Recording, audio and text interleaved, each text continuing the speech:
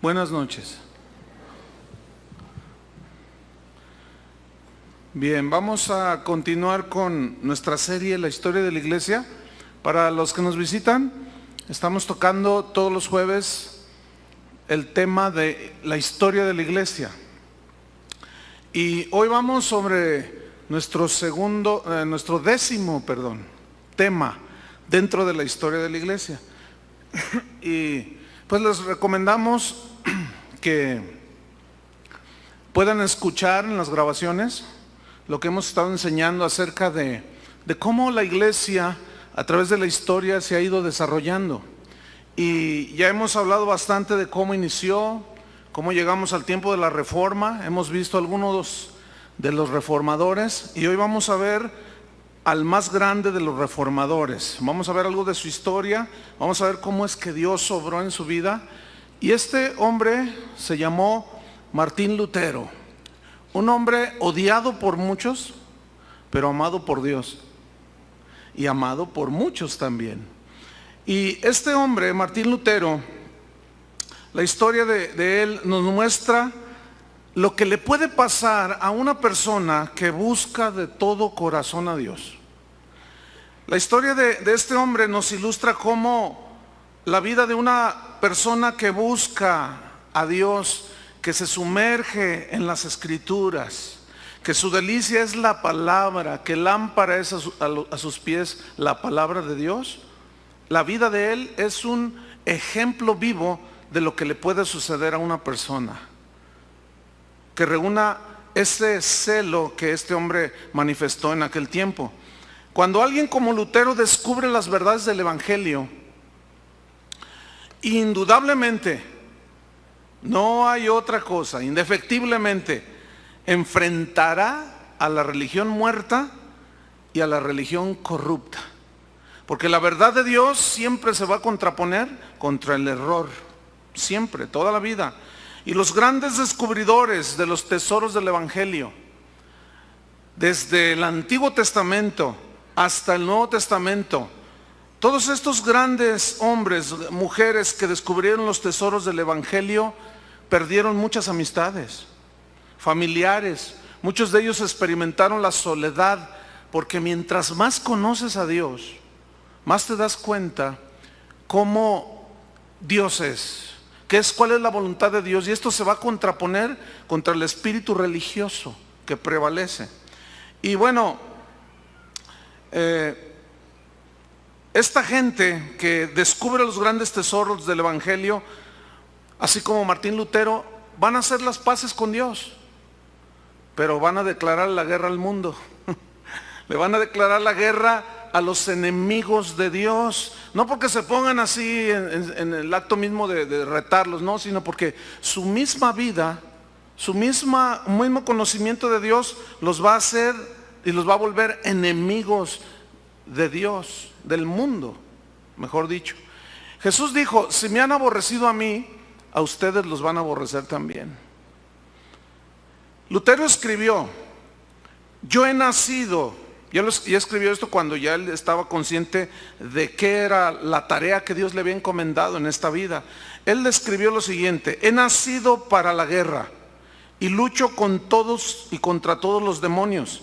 Mis libros son agresivos, belicosos, porque arranco de raíz las plantas venenosas del engaño. Eso escribió Martín Lutero. Este hombre nació el 10 de noviembre de 1483, ya hace muchos años, en Eisleben, Alemania. Y dice la historia, de hecho a mí me tocó estar por ahí en esos lugares, y todavía la casa donde él nació está en pie. Y junto a esa casa hay un busto de él, en memoria de Martín Lutero.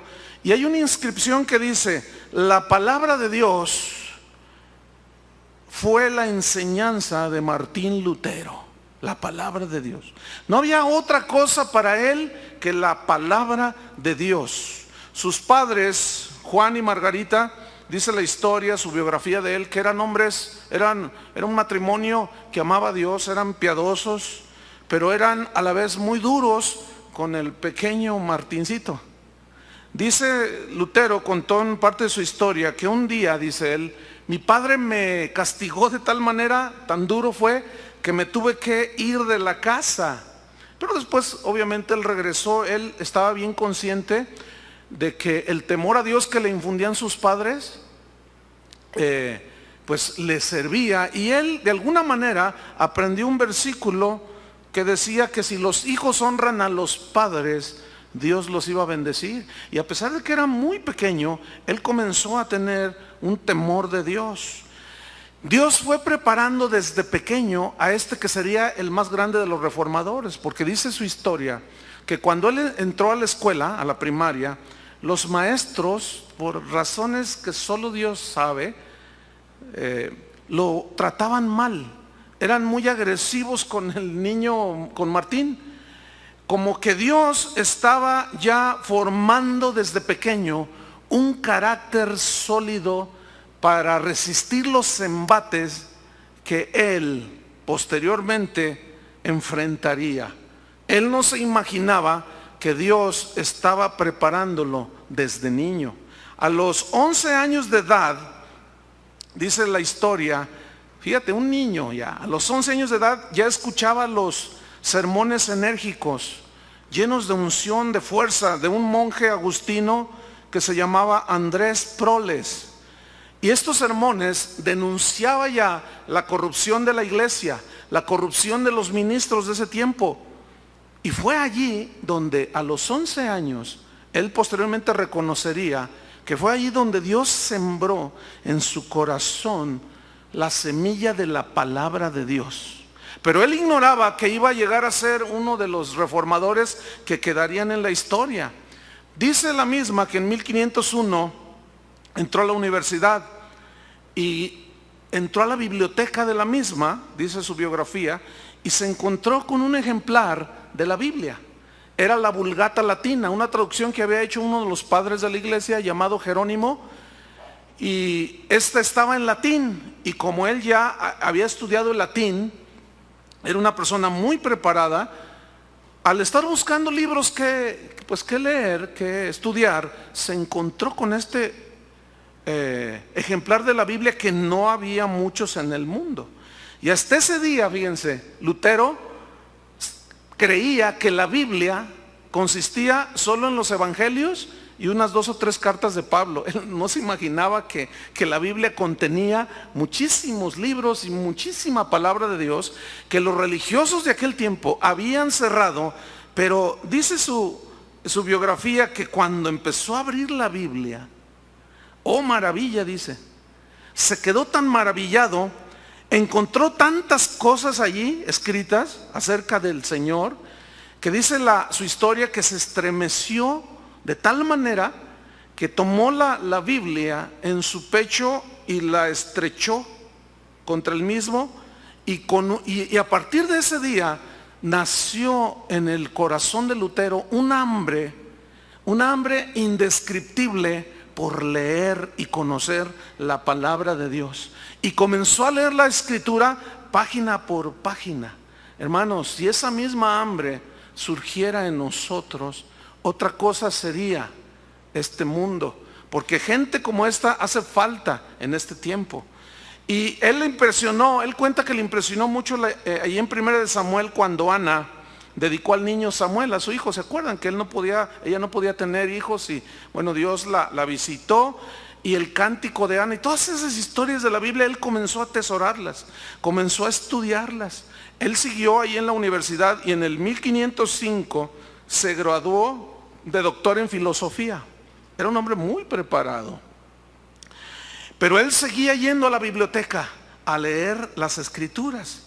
En su mente, a medida que leía la Biblia, y esto le pasa a todo aquel que de corazón busca a Dios, comenzó a sonar una pregunta que él no se explicaba de dónde surgía, pero esta pregunta era: ¿qué debo de hacer para ser salvo? ¿Qué debo de hacer para ser salvo? Y la respuesta de aquellos tiempos para alguien que quería buscar a Dios es: métete a un convento, porque el que se mete a un convento va a dedicar su tiempo a Dios. Y bueno, él posteriormente lo ingresó a un convento, pero de una manera muy especial que ahorita vamos a mencionar. El padre de Lutero, en aquellos tiempos se usaba que los padres decidían desde con quién se casaban hasta lo que estudiaban. Y dice la historia que su papá quería que estudiara leyes, quería que fuera abogado. Pero él sentía una incertidumbre espiritual. Algo estaba gestándose en el corazón de este hombre que ha quedado grabado en la historia. Y de pronto viene un acontecimiento muy especial. Cuenta la historia que él iba de viaje a visitar a sus padres, iba montado a caballo, iba atravesando un bosque y de pronto se soltó una tempestad tan fuerte que Martín Lutero se asustó tanto, porque las creencias de aquel tiempo eran que si tú de pronto te encontrabas en medio de una tormenta donde hubiese rayos y relámpagos, era el enojo de Dios. Entonces él sintió que Dios estaba tan enojado con él por pecador, que hizo una oración a Santa Ana, la mamá de la Virgen María, y le dijo así, fíjense: Santa Ana, si me ayudas, me meto a un convento y me hago un monje. Miren qué cosa, Dios en su sabiduría utilizó este incidente para que él de alguna manera entrara a un convento. Ciertamente lo hizo, se internó en el mismo y abandonó la carrera de la abogacía, de las leyes. Y bueno, se le armó con su papá y con su mamá. Los decepcionó totalmente, pero a él no le importó, aunque era muy joven, porque él sentía un vacío desesperante dentro de su corazón. Ese vacío cada día se acrecentaba, y con la lectura de la Biblia que le inquietó ahí en la universidad, en la biblioteca, pues más. Dice la historia que su papá se enfureció tanto con él que pues lo desheredó y le dijo un montón de cosas, pero nada impidió que el joven Martín Lutero tratara de encontrar y de buscar la paz que necesitaba para su alma. Yo te pregunto, ¿tú ya tienes esa paz? ¿Sí la tienes ya? Nadie me dijo nada. ¿Ya tienen esa? ¿Por qué se quedan tan callados? ¿No tienen la paz de Dios? La hemos encontrado por la gracia de Dios. Pero yo quiero que ustedes se ubiquen en el contexto de aquellos tiempos. Hoy la Biblia está a nuestro alcance, de muchas maneras, pero en aquel tiempo no. Entonces yo quiero que usted ubique eso para que pueda entender más o menos el contexto en el cual él creció. Bien, dice la historia que el 17 de diciembre de 1505, él entró a un convento. Ingresó a las filas de una de las órdenes religiosas del catolicismo más estrictas. Eran los monjes agustinos. Él entró creyendo que con ayunos, con oraciones, con suplicios, con autoflagelaciones, salvaría su alma del infierno. Tenía casi 22 años de edad, era muy joven. Se propuso dentro de él ser el más consagrado de todos los monjes. Dijo: yo de verdad entrego mi vida a Dios, me negaré a mí mismo con tal de alcanzar mi salvación. Dice su historia que él comía muy poco, dormía muy poco, y dice que continuamente se confesaba. Y dice su historia que en una ocasión duró 11 horas en el confesionario, confesando sus pecados. Mira, detrás de todo ese religiosismo ignorante que él manifestaba, pues ¿qué más? Él vivió uno de los tiempos más oscuros de la historia de la iglesia. 11 horas confesándole sus pecados a otro monje. Esto hablaba de un deseo genuino de limpiar su alma, de limpiar su corazón de toda la maldad y pecado que ya en ese entonces él reconocía. Y esta confesión de sus pecados le traía, posteriormente él lo declaraba de esta manera, le traía un alivio que le duraba muy poco, un alivio efímero.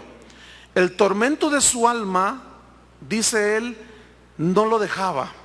Se recluía ahí en su celda, en el monasterio, y buscaba él formas de castigar su carne, se flagelaba, tenía ayunos, se golpeaba, buscaba a Dios a su manera, buscando que Dios lo aceptara.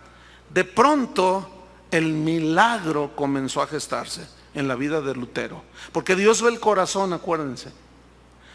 El convento, allá en un rincón alejado, allí de su biblioteca, resulta que había una Biblia. Qué casualidad, ¿no? Había una Biblia que estaba asegurada, dice la historia, con una cadena, para que nadie se la robara. Nadie le hacía caso. Y la había. Lo que pasa es que era muy valiosa, porque eran traducciones de la Vulgata latina y eran muy poquitas y costaban mucho dinero. Entonces la tenían asegurada para que algún ladrón no entrara y la traficara después. Pero él continuamente, dice la historia, que se le veía leyendo la Biblia, la Vulgata latina, y también leía los escritos de los padres de la iglesia, de los primeros líderes dentro de la iglesia cristiana. Un día, dice la historia, un monje le dijo: ay, hermano Lutero, hermano Martín, le dijo, ¿para qué lees tanto la Biblia? El jugo de la verdad ya fue sacada por los doctores teológicos de la iglesia católica. ¿Ya para qué la lees? Lee los escritos de los doctores de la iglesia. Pero él no hacía caso, porque él se sabía casi de memoria los escritos de los hombres, pero desconocía la Biblia. Entonces la devoraba y la devoraba. Y dice la historia que en 1507, a base de mucho estudio y trabajo y negación, fue ordenado sacerdote dentro de la iglesia católica. Y el 2 de mayo del mismo año celebró su primera misa, dice la historia. El obispo que lo consagró le puso el cáliz en la mano y le dijo: recibe la potestad de sacrificar por los vivos y por los muertos. Eso le dijo. Años después, cuando él ya estaba en plena reforma de la iglesia, Martín Lutero dijo, al recordar este episodio en su vida, dijo: no nos tragó la tierra por misericordia de Dios. Los frailes del convento se preocuparon porque leía tanto la Biblia que dijeron: este se nos va a volver loco. ¿A cuánto les ha pasado eso? Que por leer la Biblia ya te dices la familia o tus amigos: oye, tú estás loco, no, ya no lees otra cosa más que la Biblia. ¿Por qué será que nada más la Biblia quieres leer? ¿No será esa hambre espiritual que tienes por conocer a Dios? Por conocer las preciosas y grandísimas promesas que Dios nos ha dado, para que por ellas nosotros participáramos de Dios mismo. Es hambre espiritual. Y lo mismo le pasó a este hombre, para que nos identifiquemos un poquito con él. Entonces le quitaron la Biblia, se la escondieron y le dieron escritos de gente de esa época. Y él no quedó nada contento, no leía, y dice su historia que el vacío en su corazón creció y creció. Y yo puedo recordar aquella mujer samaritana con la que Jesús tuvo una plática, ¿se acuerdan? 5 maridos había tenido, y con el que él vivía en ese momento no era su marido, demostrando simplemente que había un vacío profundo en su corazón.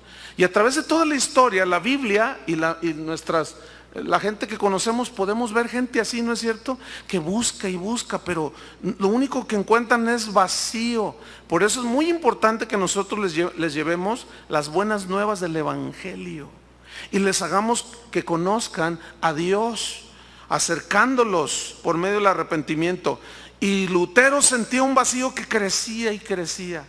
Dice que sentía que si moría su alma se condenaría, decía él. Su situación se volvió tan desesperante al no encontrar la paz, que dice su historia que en una ocasión duró 5 semanas sin poder conciliar el sueño. Pensando, Señor, no siento paz en mi alma, siento que si me muero me condeno. ¿Qué puedo hacer? ¿Qué debo de hacer para ser salvo? Qué tremenda historia de este hombre. De pronto, bueno, Dios tejiendo en su propósito eterno los planes para este hombre, de pronto aparece en la vida de Martín Lutero otro monje que fue su tutor. Él era muy jovencito, fue su tutor hasta el final. Este hombre era un doctor, un monje también, y era conocido como el doctor Staupitz, quien al confesar a Martín Lutero en una ocasión, cuando le estaba contando sus pecados, le dijo: Martín, si tú lees atentamente la Biblia, le dijo, encontrarás que la salvación solo es por Cristo. ¿Cómo sabía ese monje ese? Él tenía una Biblia.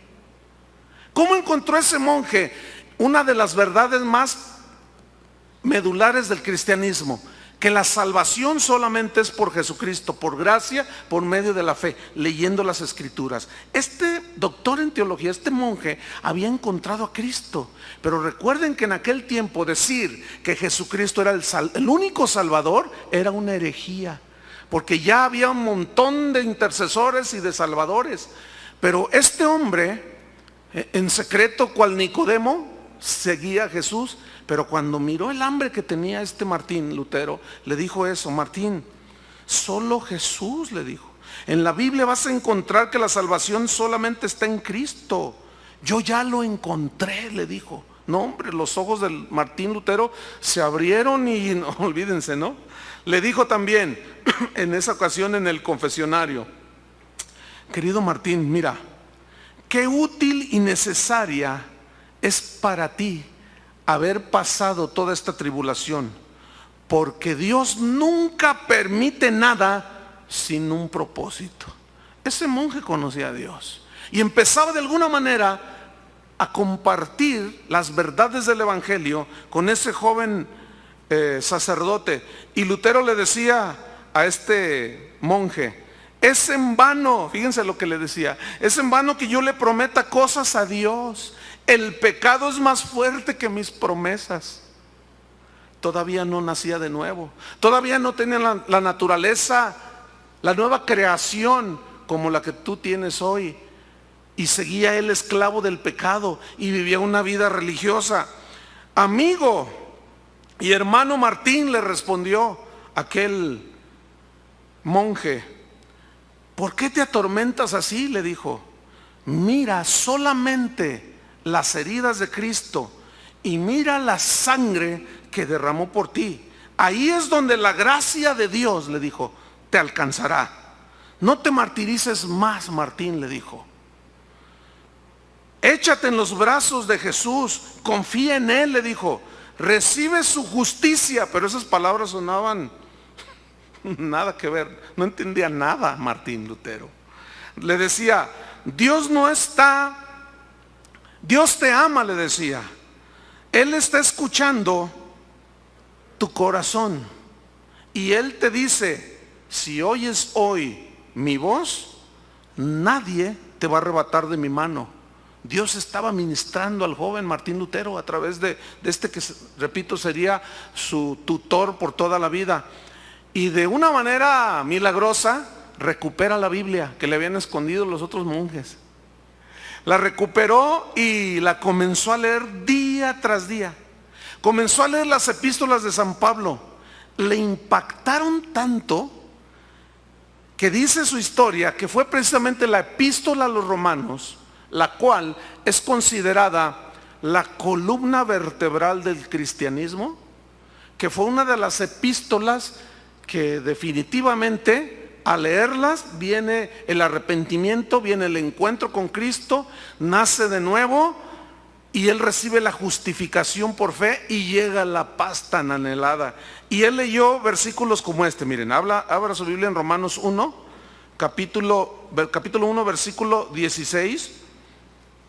Le repito, tome en cuenta el contexto de aquellos tiempos que no era muy común escuchar mensajes de la Biblia.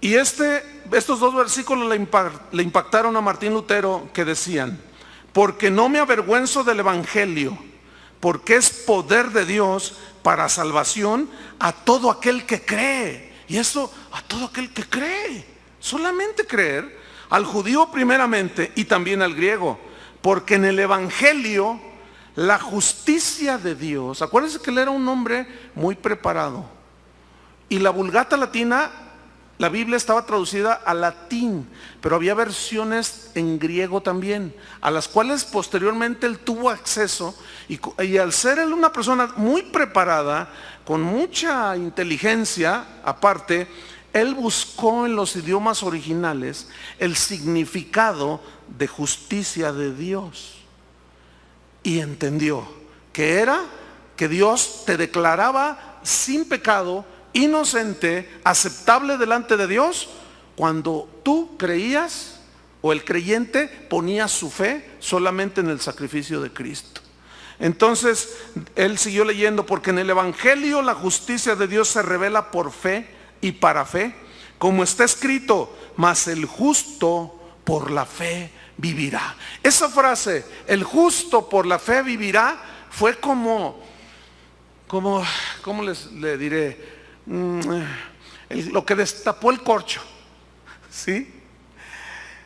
Para él disfrutar del vino nuevo de la palabra de Dios, porque allí justamente, más el justo por la fe vivirá. ¿Cómo puedo llegar a ser justo delante de Dios? Creyendo en el sacrificio de Cristo. Por fe el justo vivirá y seguirá viviendo. Él leyó Gálatas 2, versículo 16, si abre conmigo. Gálatas 2, 16. Sabiendo que el hombre no es justificado por las obras de la ley, sino por la fe de Jesucristo. Nosotros también, que hemos creído en Jesucristo, para ser justificados por la fe de Cristo y no por las obras de la ley, por cuanto por las obras de la ley nadie será justificado. Eso fue una bomba. ¿Por qué? Porque en ese entonces prevalecía el evangelio de obras. Tienes que hacer esto, tienes que pagar tanto dinero, tienes que golpearte, tienes que hacer ayunos, tienes que hacer esto y lo otro. Martín Lutero estaba descubriendo que las obras que exigía la iglesia no podían ganar la salvación. Que por medio de las obras y aún de dinero era imposible poder pagar para que Dios salvara. Él estaba descubriendo, había descubierto una de las verdades medulares del cristianismo. La salvación es un don. La salvación es un regalo de Dios que la persona, cualquiera que ésta sea, recibe por medio de la fe. Solamente. Que por las obras nadie, ninguna persona puede ser justificado ni aceptado delante de Dios. ¿Saben? Es triste, pero mucho del evangelio de hoy es un evangelio de obras. Un evangelio donde hoy se venden los milagros. Pacte con Dios, dicen.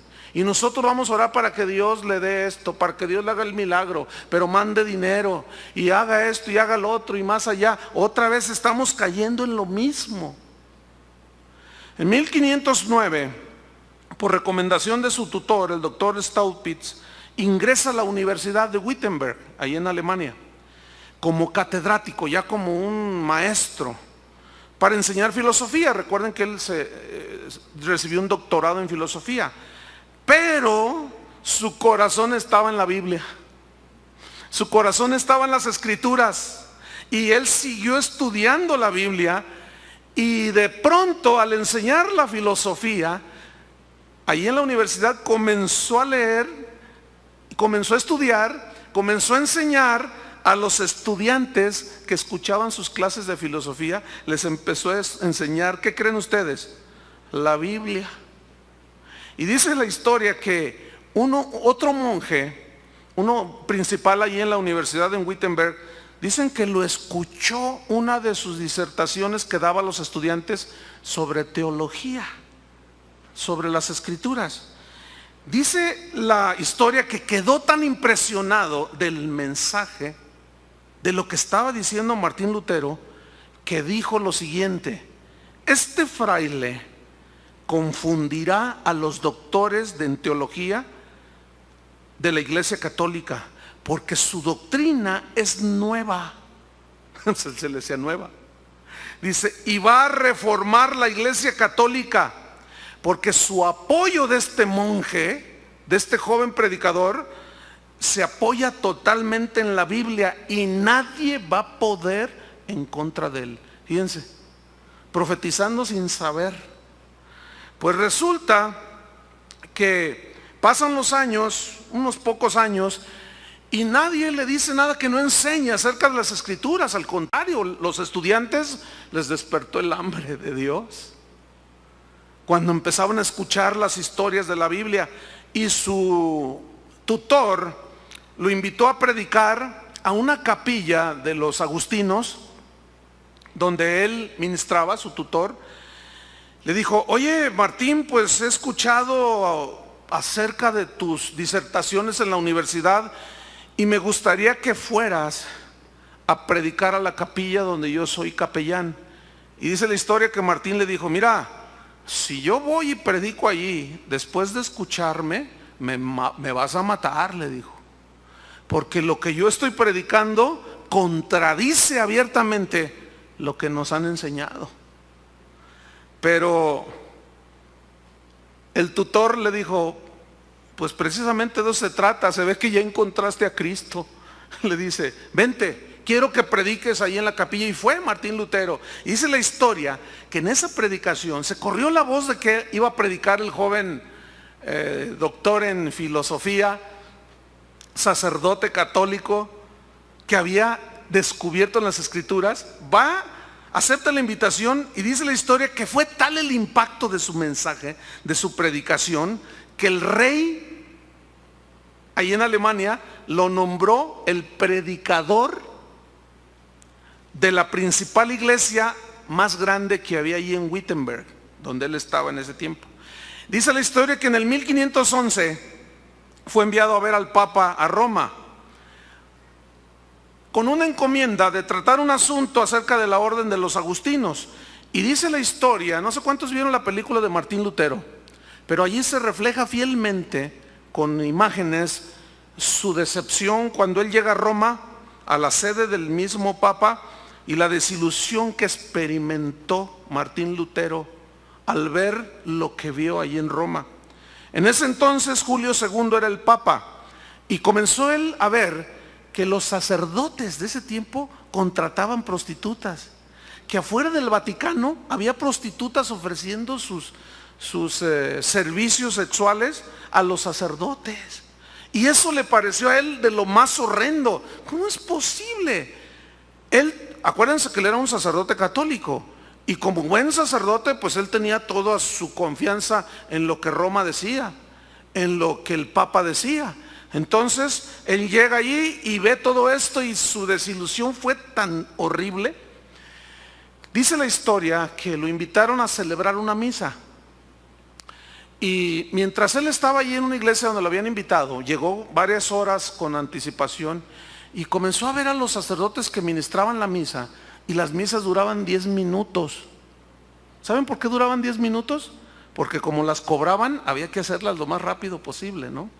Entonces él: ¿cómo? ¿Qué está pasando aquí? Y cuando él le llega el turno de oficiar la misa a la que él lo habían invitado, era una misa concelebrada. Ya tenía cierta reputación Martín Lutero de un hombre erudito. Entonces fue una misa concelebrada, le llaman ellos, donde había varios sacerdotes. Y dice que cuando él comenzó a oficiar la misa, se le acercó uno y al oído le susurró lo siguiente. Le dijo: despacha rápido, le dijo. Hazlo breve, envía pronto a su casa a todos. Lutero, cuando escuchó esto, pues ahora sí que se sacaba de onda, ¿no? Y decía: bueno, ¿qué les pasa? Y dice la historia que en una ocasión él escuchó a un sacerdote que estaba ministrando la misa, cuando levantó la hostia, que dijo: tú eres pan y seguirás siendo un pedazo de pan. O sea, no solo eran promiscuos, inmorales, sino eran blasfemos. Acuérdense que había sido la iglesia invadida por gente no nacida de nuevo, que hacían toda clase de atropellos. Bueno, un escritor católico de la época de Martín Lutero, el escritor se llamaba Nicolás, escribió lo siguiente: en muchos pueblos la gente exige que los curas, fíjense nomás, tengan concubinas, para que las esposas de los hombres de estos pueblos no corran peligro del asedio sexual de los clérigos. Esto está en la historia, hermano, estoy inventando yo. En ese tiempo la revelación de la salvación por fe pues no era entendida, obviamente, de una manera completa. Martín Lutero ya había encontrado aquello, pero él seguía pensando de alguna manera. Acuérdense que la revelación de Dios va en una forma progresiva.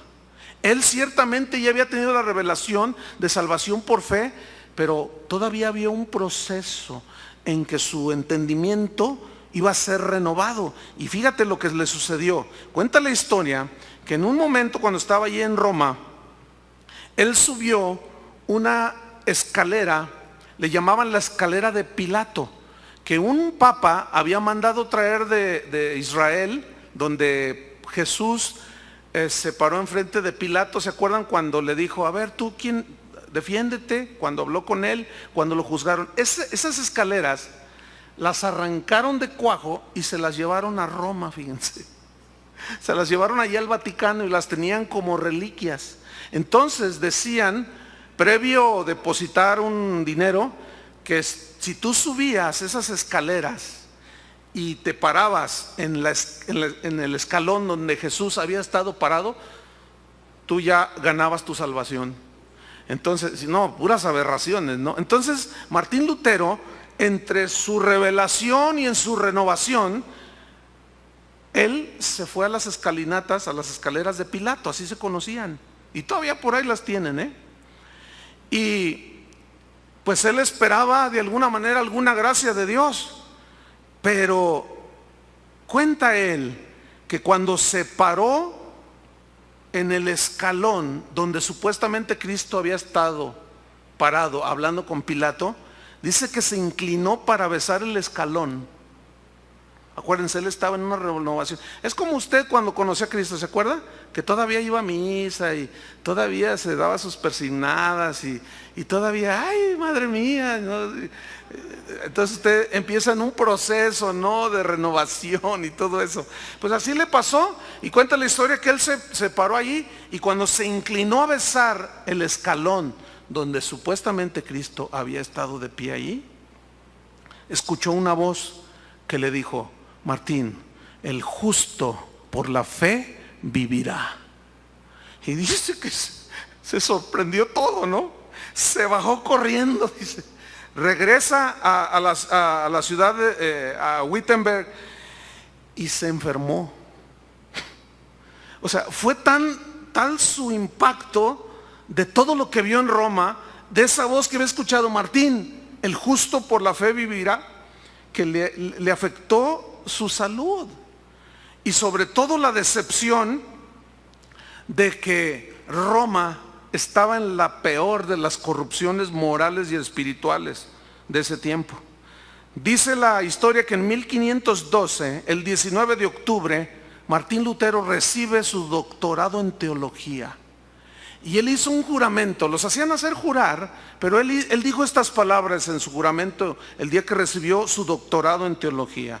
Dijo lo siguiente, escuche: juro defender la verdad del evangelio.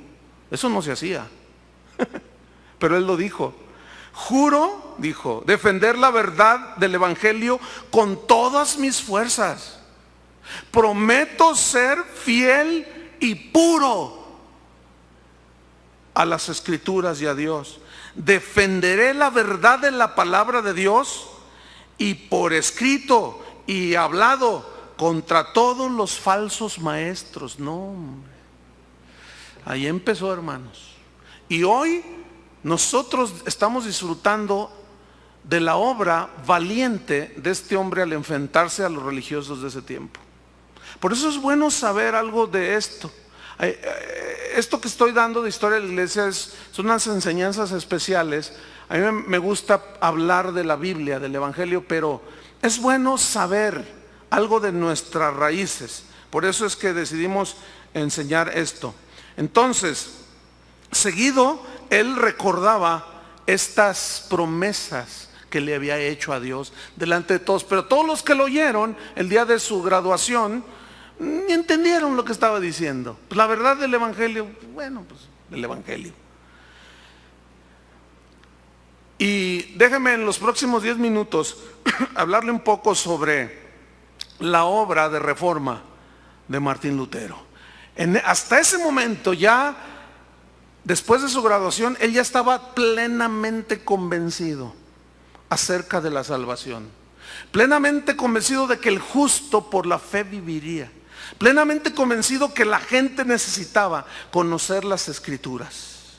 Dice la historia que León X, en este tiempo, después de que recibió su doctorado, era el papa de ese tiempo, León X. Y dice la historia que este papa fue un hombre muy ambicioso. De hecho es conocido como uno de los antipapas dentro de la Iglesia Católica, que ellos mismos dicen fueron antipapas. Y dice la historia que era un hombre ambicioso, que amaba el dinero, pero que en ese tiempo necesitaba dinero para mantener muchos gastos que él tenía, entre otros los gastos que causaba la guerra de los cruzados contra los musulmanes. ¿Han leído algo de esto en la historia? ¿Han visto en la televisión? O sea que a filo de espada hacían que la gente se convirtiera al cristianismo, y luego los musulmanes llegaban y les daban, y así estaban, y las guerras costaban mucho dinero. Entonces él necesitaba financiar la guerra, aparte de que él tenía una corte de clérigos muy lujosa que había que mantener. Entre otras cosas, a este papa puso en su corazón terminar completamente la Basílica de San Pedro, que estaba en construcción, que duró varios siglos en construirse. Y él dijo, yo la voy a acabar para que la historia diga que fue León X el que terminó la Basílica de San Pedro. Pero ojo, aquí entramos en un tema. Él necesitaba dinero para hacer la obra de Dios. ¿Qué hizo? Para lograr sus fines, promulgó la venta de indulgencias plenarias, las cuales consisten en perdonar los pecados a cambio de una cantidad de dinero, de recibir supuestos favores de Dios a cambio de dar dinero. Lo mismo se está dando hoy, ¿sí o no? Lugares donde cobran la entrada para escuchar la predicación de la palabra, eso es una manera ilícita, prohibida por las Escrituras. Todo evento donde se cobre la entrada para oír la palabra de Dios es corrupción del liderazgo que está haciendo eso. Porque de gracia recibimos, de gracia debemos de dar. Claro, la Iglesia Católica, en este caso el Papa, inventó las famosísimas indulgencias plenarias. Y para llevar a cabo la venta de esas indulgencias, fíjense lo que hizo el Papa León X. Escogió frailes que fueran pregonando por todo el imperio la bondad papal de las indulgencias. Y cuando los reclutó, los obligó a hacer un juramento de honestidad para que no se robaran el dinero de las indulgencias, ¿no? Y los hizo jurar de que no agarrarían ningún centavo, ningún chelín, decían él, so pena de que infierno seguro para ellos, ¿no? Fíjense nada más, cuelan el mosquito y se tragan el camello, como dijo Jesús, ¿verdad? Entonces, hubo un hombre, y aquí entramos en materia, un fraile llamado Juan Tetzel, era un monje dominico. Este hombre era tremendo. Este fue el encargado, fue el elegido por el Papa León X para predicar y llevar el mensaje de la bondad papal de las indulgencias. Pero fíjense qué cosas. Curiosamente, este fraile, Juan Tetzel, había sido condenado a muerte por adulterio y por conducta delictiva, pero fue librado, dice la historia, por la influencia de una mujer de la alta sociedad ahí en Alemania. O sea, salió impune. Ok, Con cinismo, este hombre, pero con un cinismo impactante, le ponía precio a las indulgencias. Y comenzaba a predicar y decía: las indulgencias por adulterio le cuestan a usted 6 monedas. Las indulgencias por asesinato, para que sea perdonado, allá en el cielo, le van a costar 8 monedas. Él puso tarifas por pecados que aún no se cometían. Hizo una lista y las pegaba así en las puertas de las iglesias, en los árboles, donde la gente lo miraba, y hacía una lista. Si usted da tanto dinero, y hacía una lista de pecados que podían cometer, pero si pagaban ya estaban limpios delante de Dios. Hágame favor, hermano. Fíjese que el mensaje de la prosperidad que hoy se está dando en el mundo, sobre todo en Latinoamérica, te hablan de que Dios te quiere hacer rico, que Dios te quiere bendecir, pero nunca te hablan de lo que Dios está pidiendo en el corazón del hombre: arrepentimiento.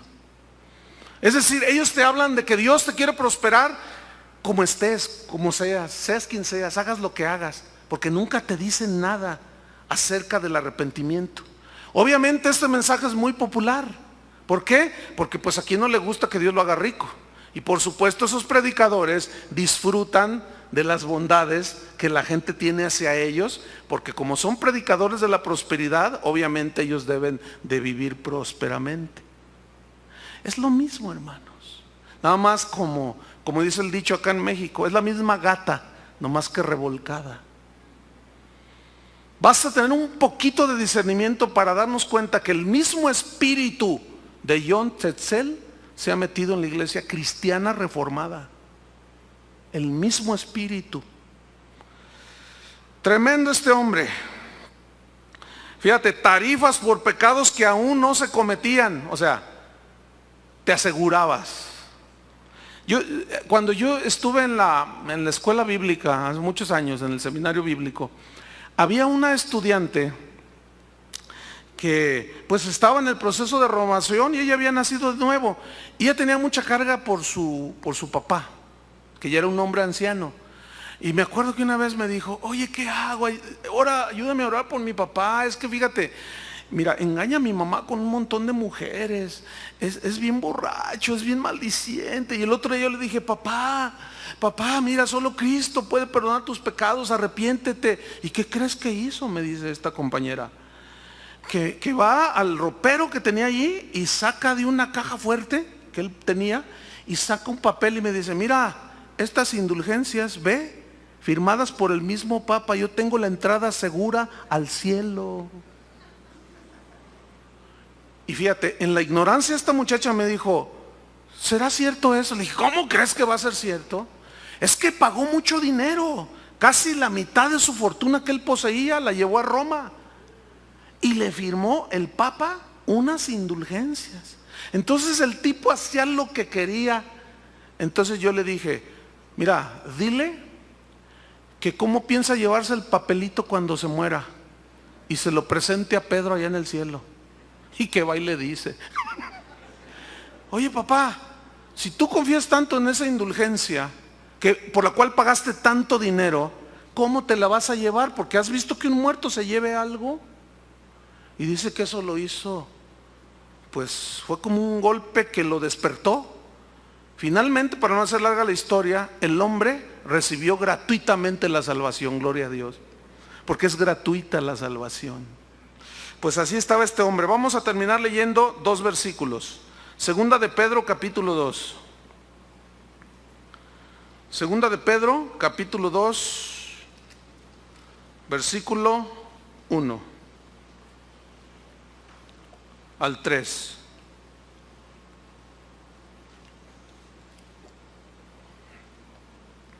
Segunda de Pedro 2, 1 al 3. Pero hubo también falsos profetas entre el pueblo. Hablando del pueblo de Israel en el Antiguo Testamento,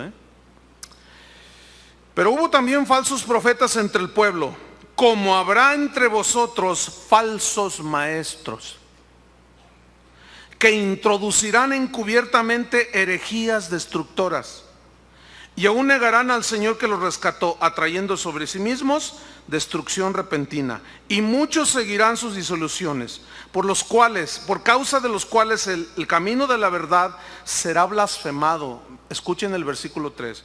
Y por avaricia, ¿qué es avaricia? Codicia de dinero. Y por avaricia harán mercadería de vosotros con palabras fingidas. Sobre los tales ya de largo tiempo la condenación no se tarda y su perdición no se duerme. Por avaricia, dice, harán mercadería de vosotros. Y hoy es un mercado vergonzoso el evangelio dentro de la iglesia reformada. Algo pasó. El mismo espíritu de la Edad Media se ha infiltrado otra vez en la iglesia cristiana. Y finalmente, 2 Timoteo capítulo 3. Por eso, hermanos, se necesitan reformadores. Dios necesita gente. Ustedes hicieron una promesa el último jueves pasado, ¿se acuerdan de lo que dijo John Hus? Toma mi boca, toma mi vida. Quiero ser voz de Dios a donde quiera que yo vaya. 2 Timoteo capítulo 3, versículo 5. Dice, esta gente... Vamos a leer desde el 1. También debes saber esto, que en los postreros días vendrán tiempos peligrosos, porque habrá hombres amadores de sí mismos, avaros, ahí está, en primera instancia, avaros, vanagloriosos, soberbios, blasfemos, desobedientes a los padres, ingratos, impíos, sin afecto natural, implacables, calumniadores, intemperantes, crueles, aborrecedores de lo bueno, traidores. ¿Se fijan cómo el evangelio de Judas tiene vigencia todavía? La traición. Impetuosos, infatuados, amadores de los deleites más que de Dios, que tendrán apariencia de piedad, pero negarán la eficacia de ella. A estos, ¿qué? Evita. ¿Qué tenemos que hacer con todo esto? Evitar la corrupción dentro del evangelio. Para el próximo jueves vamos a hablar sobre las 95 tesis que Martín Lutero clavó en la catedral de Wittenberg, que fue cuando se armó, que fue cuando vino el gran cisma dentro de la iglesia. Es cuando la iglesia, que en ese entonces era una y había adoptado el nombre de católica, se dividió. Fue donde surgió el movimiento conocido como movimiento protestante, y vamos a ver qué decían las 95 tesis de Lutero. No las vamos a ver todas, son muchísimas, pero vamos a ver cómo el rasgo distintivo de ellas era un rechazo total a la comercialización de la salvación y de los dones de Dios, los regalos y los favores de Dios. Y hoy es el mismo negocio, desgraciadamente. Vamos a orar.